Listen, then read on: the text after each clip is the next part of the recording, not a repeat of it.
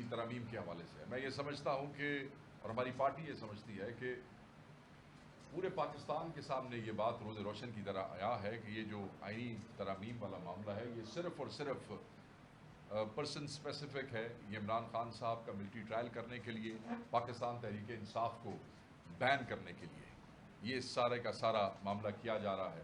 آپ یہ دیکھیں کہ ان آئینی ترامیم کے حوالے سے کون کون سی چیزیں جو ہے ان کو نشانہ بنایا جا رہا ہے. اس میں فنڈامنٹل رائٹس جو ہیں اس کو چھیڑا جا رہا ہے.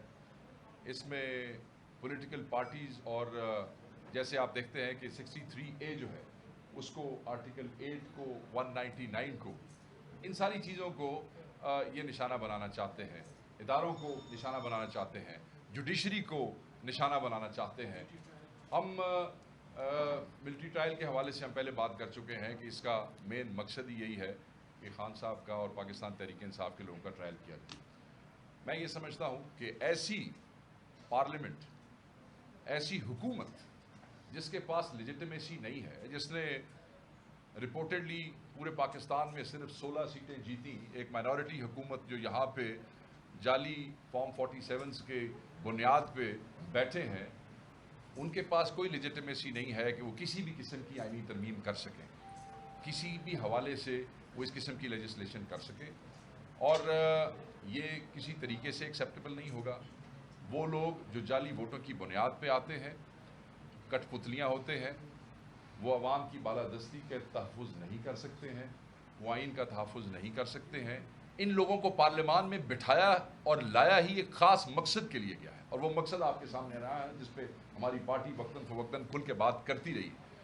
پاکستان تحریک انصاف اس آئینی ترمیم کے سامنے وہ آخری دیوار ہوگی جس کو پار کیے بغیر یہ جو عدلیہ پہ حملہ ہے اس کو یہ انشور نہیں کر سکیں گے. پاکستان مسلم لیگ نون کے لیے یہ کوئی پہلی دفعہ نہیں ہے کہ انہوں نے عدلیہ پہ یا سپریم کورٹ پہ حملہ کیا.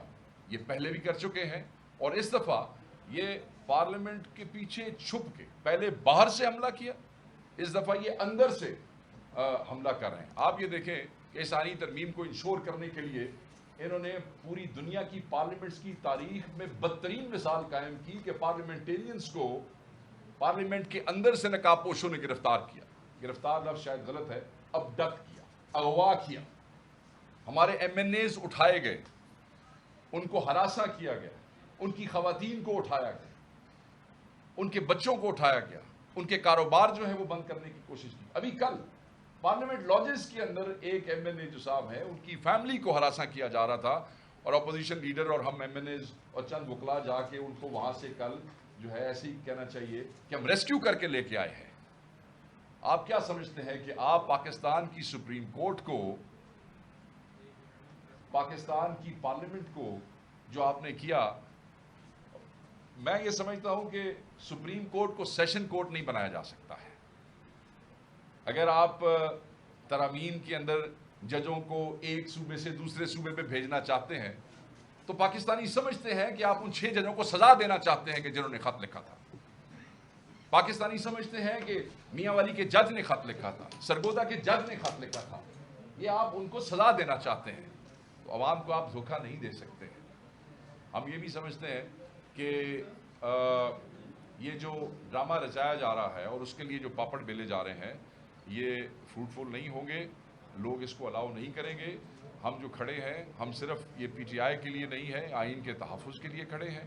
اس کے لیے تمام پولیٹیکل پارٹیز کے حوالے سے کھڑے ہیں, اور ہر وہ کوشش ہم کریں گے جس سے پاکستان کے آئین کا تحفظ کریں گے اور ہم عدلیہ کے تحفظ کے لیے آخری حد تک جائیں گے. آج میں اس پہ بھی بات کرنا چاہوں گا کہ الیکشن کمیشن کا 8واں بے نتیجہ اجلاس مخصوص نشستوں کے حوالے سے نکلا ہے. جتنی ڈس آنیسٹی الیکشن کمیشن میں نظر آ رہی ہے اس کی مثال آج تک نہیں ملتی ہے. میں یہ سمجھتا ہوں کہ الیکشن کمیشن کو سپریم کورٹ کے فیصلوں کی روح سے اگر دیکھا جائے تو ان پہ آرٹیکل 60 لگ سکتا ہے, اور لگانا چاہیے ریاست کو. ہم تو آلریڈی ڈیمانڈ کر چکے ہیں کہ چیف الیکشن کمشنر اور پورے الیکشن کمیشن کو ان کو مستعفی ہو جانا چاہیے. آپ یہ دیکھیں کہ بیٹ کے فیصلے سے لے کے 8 فروری کے الیکشن تک, اس کے بعد مخصوص نشستوں تک, اور پھر مخصوص نشستوں کے حوالے سے کس طریقے سے ری کاؤنٹنگز کے اندر ہمارے لوگوں کے ساتھ جو رویہ اپنایا گیا الیکشن کمیشن کے اندر، الیکشن کمیشن باقاعدہ طور پہ پارٹی بن گیا. اور میں یہ سمجھتا ہوں کہ آج جو انتشار ہے پاکستان کی سیاست میں، اس انتشار کا موجب بنیاد جو ہے وہ الیکشن کمیشن ہے. اسی لیے ہم دوبارہ آج ڈیمانڈ کرتے ہیں کہ چیف الیکشن کمیشنر اور تمام ممبران کو فوری مستعفی ہو جانا چاہیے اور ریاست کو انشور کرنا چاہیے، ورنہ عوام اپنا فیصلہ ضرور کریں گے، اور جب عوام فیصلہ کریں گے تو میرے خیال میں اس دن سے سب کو ڈرنا بھی چاہیے اور بچنا بھی چاہیے. ایک اور چیز جو بڑی امپورٹنٹ ہے اور میں سمجھتا ہوں کہ اس کا ذکر آج بہت ضروری ہے، اس کے بعد شبلی بھائی جو ہے وہ ایکسپلین کریں گے، اور وہ ہے کل کا احتجاج راولپنڈی.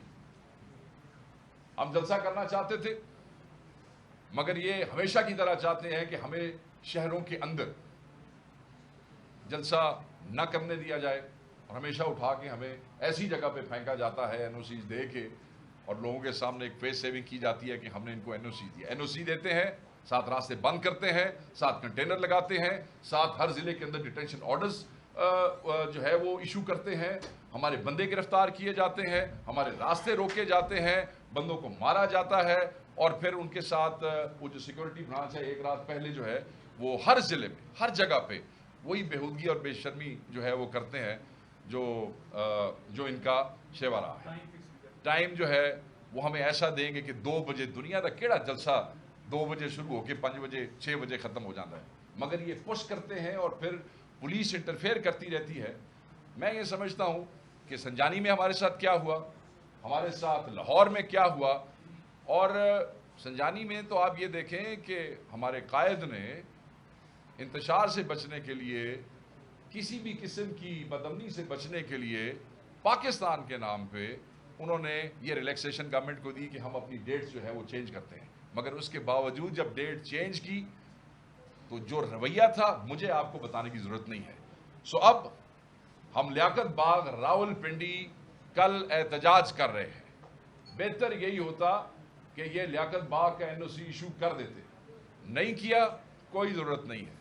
پاکستان تحریک انصاف کا ایک ایک ورکر، ایک ایک بچہ، بزرگ، خواتین، پورے چپے چپے سے پاکستان کے لیاقت باغ پہنچیں گے اور وہاں پہ احتجاج ریکارڈ کرائیں گے، احتجاج کریں گے، اپنی بھرپور طاقت کا مظاہرہ کریں گے. یہ ہمارا آئینی حق ہے، اور ہمارا آئینی حق زبردستی، طاقت سے، بدماشی سے ہم سے کوئی چھین نہیں سکتا ہے. اور یہ احتجاج عدلیہ کی آزادی، ان کے تحفظ، آئین کے تحفظ اور روز بڑھتی ہوئی مہنگائی کے حوالے سے ہے. میں نہیں سمجھتا کہ کوئی بھی پاکستانی جو ہے وہ اپنے گھر میں رہ سکے گا. سب مہنگائی کا شکار ہیں، اور ہم یہ سمجھتے ہیں کہ عدلیہ کی آزادی کے حوالے سے، جیسے میں نے پہلے آئینی ترامیم کی بات کی اور میں اس پہ بات ختم کروں گا، کہ جو بھی ملک لوٹنے والوں کو تحفظ دے گا وہ لوگوں کے لیے اتنا ہی قابل نفرت ہوگا جتنا ملک لوٹنے والے قابل نفرت ہیں. یہ وہ ٹولہ ہے جنہوں نے پہلے ملک کی معیشت کو تباہ کیا، پاکستان کی عوام کی دولت پہ ڈاکہ مارا، اور پھر انہوں نے پاکستانی عوام کے مینڈیٹ پہ ڈاکہ مارا ہے. یعنی کہ آپ ان لٹیروں کو جنہوں نے معیشت تباہ کی ان کا تحفظ تو کرتے رہے ہیں، اب آپ مینڈیٹ چوروں کو، جن کو آپ نے لا کے بٹھایا، ان کا تحفظ کر رہے ہیں. تو میں یہ تنبیہ کرنا چاہتا ہوں کہ عوام کے لیے آپ قابل نفرت ہو جائیں گے. لوگ آپ سے اس سے بھی زیادہ نفرت کریں گے جتنی لوگ ان چوروں سے کرتے ہیں. Thank you very much. جی اب شبلی بھائی جو ہے وہ جی بسم اللہ الرحمن الرحیم. دیکھیں آپ نے